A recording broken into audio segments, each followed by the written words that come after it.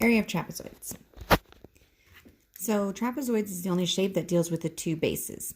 So the formula says that it's half of base 1 plus base 2 times the height. So your bases are the two that run parallel to each other and are flat. They will never touch. So if you were to put a pin like this and another pin like this, these are your two bases because they're never going to intersect. If I were to do this and this couldn't be a base because it would intersect. This also couldn't be a base because it would also intersect right here. The same thing on this side. So your two bases are the bases that run parallel that will never intersect each other. It doesn't matter whether you label this base 1 or base 2. Same thing here. It doesn't matter if you label it base 1 or base 2, as long as you don't duplicate it and you know that those are your bases.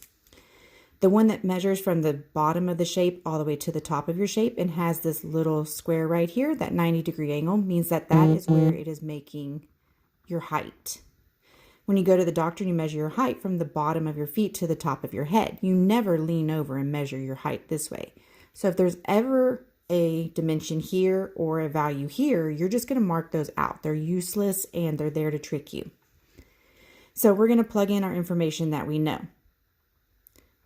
So area is 1/2 of base 1, which is 18, plus base 2, which is 8, times the height, which is 13.5. So the first thing I'm going to do is I'm going to add these two bases together. 18 plus 8 is 26. And whatever I get when I take half of that, I'm going to multiply it by 13.5. Half of 26 is 13. So I'm going to multiply that, which is the average of the two bases together, times the height. I'm going to put the longer digit on top and the shorter digits on bottom. This one technically has 3 numbers, so I'm going to put it on top. And this one technically has 2 numbers, so I'm going to put it on bottom. It just makes it a little bit easier to deal with. So when you multiply by decimals, you have to take that decimal out, and then you're going to add it back at the very end. I know that I'm going to have 2 lines of numbers to add together because I have 2 numbers that I'm multiplying by.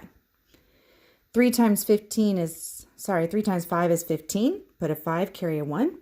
3 times 3 is 9, plus 1 is 10, carry another 1. 3 times 1 is 3, plus 1 is 4. I am now done with this 3. Because I am done with this 3 and I am moving over, I have to put a 0 here so that I know that I'm moving over a place value. If you don't put the 0 there and you start here, then your answers are going to be off. So anytime that you're done with that number, you're going to drop zeros, just for placeholders. 1 times 5 is 5, 1 times 3 is 3, and 1 times 1 is 1. Right here, I'm going to add another 0 just to make it pleasing and lined up and nice and pretty. 5 plus 0 is 5, 0 plus 5 is 5, 4 plus 3 is 7, and 0 plus 1 is 1. Remember at the very beginning I told you because this number right here has 1 place value past the decimal, we also have to have 1 place value past the decimal in our answer. So we're going to start on the right and we're going to move in 1 time. So your decimal is going to go between these two 5s. So the area of this trapezoid is 175.5 centimeters squared.